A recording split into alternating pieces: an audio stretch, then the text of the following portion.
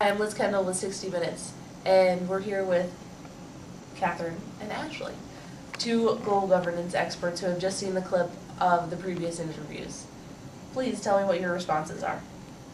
Well, I think that both Roberta and Jasmine had good points on the issue of resistance and governance. And just specifically referencing Jasmine, I think it is important that we need to remember that the world is a contested space and that resistance and governance are constantly going to be, pushing and pulling, but that they're not this dichotomy. They're completely intertwined. And we need to, look at the long-term implications of this and really, think about, not what is, but what could be. We really just want to humanize globalization and look to we really just want to, work on humanizing globalization and, redescribing values and, really just looking at the normative side of things. And I think just drawing off Roberta specifically, that what's right or what's ethically correct in the end is not necessarily what's going to be the best thing or what's going to actually take place. I think that Jasmine was a little bit more idealist in the sense that, it's not necessarily these social movements and these broad aspects of change that are going to get everything done. I think that we do have to take into account those with power and those with authority, and have those that have the ability on the world stage to really get things done. Yeah, and I completely agree. But on the other hand, we need to keep in mind that, the world is a contested space, and we're constantly, we're talking about creating space and opening the, opening the lane for debate. You can talk about, you can take the example of, war photography. And these photos just opening people's eyes to what's actually going on and opening the space for resistance and creating space and forming these and opening these spaces for debate and really just creating this resistance through a simple thing such as a picture. And while I think that those are great points and those are very powerful and viable avenues to really get resistance off and running in the first place, I think we do have to take a step back and look at, in those contested spaces, who's calling the shots, who has the power and who has the authority. While there may be these great war photos and images coming from all different parts of the world that everyone can sympathize with and draw off of, what about the role of governance to suppress those happening in the first place? We really just have to look at the relationship between governance and resistance as a process and something that's ongoing.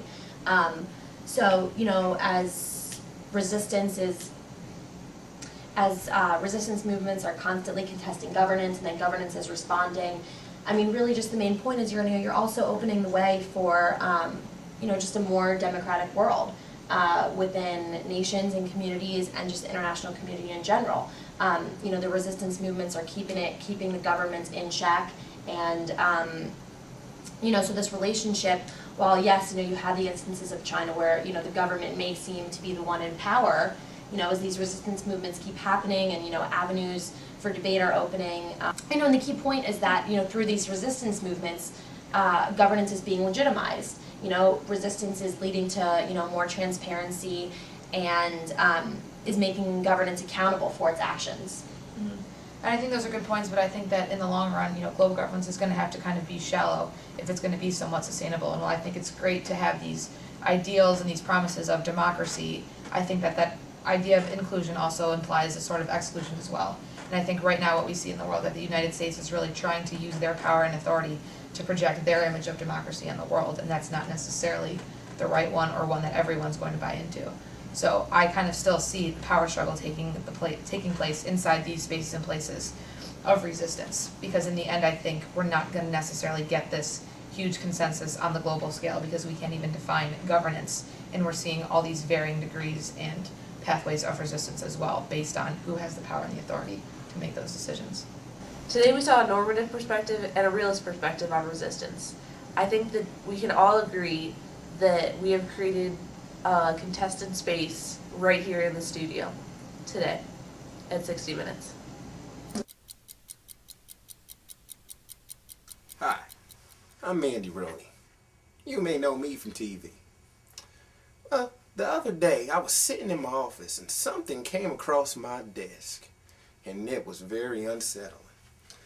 I had the opportunity to read 2 different articles written by 2 different authors that predicted very bleak futures. The first article was written by a fellow by the name of Benjamin Barber, and it was titled Jihad versus McWorld. Now in this article, Barber states that just beyond the horizon of current events lie two possible political futures. One which he dubbed Jihad, and the other which he dubbed McWorld. And he also says that both are bleak. Barber goes on to say in his article that neither McWorld nor Jihad is remotely democratic in impulse. Neither needs democracy, neither promotes democracy. You see, in Barber's article, he goes on to say that the forces of Jihad and the forces of McWorld are operating with equal strength in opposite directions. The one, being Jihad, is driven by parochial hatreds, and McWorld is driven by universalizing markets. Now in his article, Barber goes on to describe McWorld as being tied together by technology, ecology, communications, and commerce. And there's a quote where he says that the planet is falling precipitately apart and coming reluctantly together at the very same moment. He breaks this McWorld up into four imperatives. The first being the market imperative. And he says that all national economies are now vulnerable to the inroads of larger transnational markets within which trade is free, currencies are convertible, access to banking is open, and contracts are enforceable under law. The second imperative in this McWorld is the resource imperative. And Barber says that the rapid depletion of resources leave even the wealthiest societies more resource dependent. And there's a quote where he says that every nation, it turns out, needs something another nation has. The third imperative in this McWorld is the technological imperative. Barber says that enlightenment, science, and the technologies derived from it are inherently universalizing. You see, in my day, we didn't have the internet. We didn't have these global communities where information can be shared freely. But now we have those things, and those things call for a globalized world, as Barber would say. And the fourth imperative to this McWorld is the ecological imperative. And Barber says that you have a world where decisions one group make in the environment can affect another group.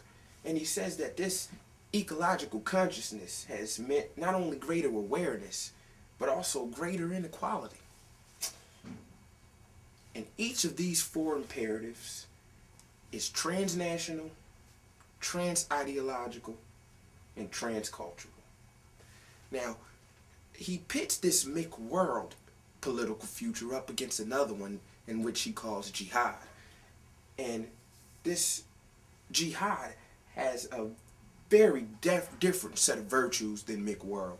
You see, jihad values vibrant local identity, a sense of community, solidarity amongst kinsmen, neighbors, and countrymen. But Barber goes on to predict that this McWorld will ultimately trump this jihad because globalization will eventually vanquish retribalization. He says that the ethos of material civilization has not yet encountered an obstacle it has been unable to thrust aside.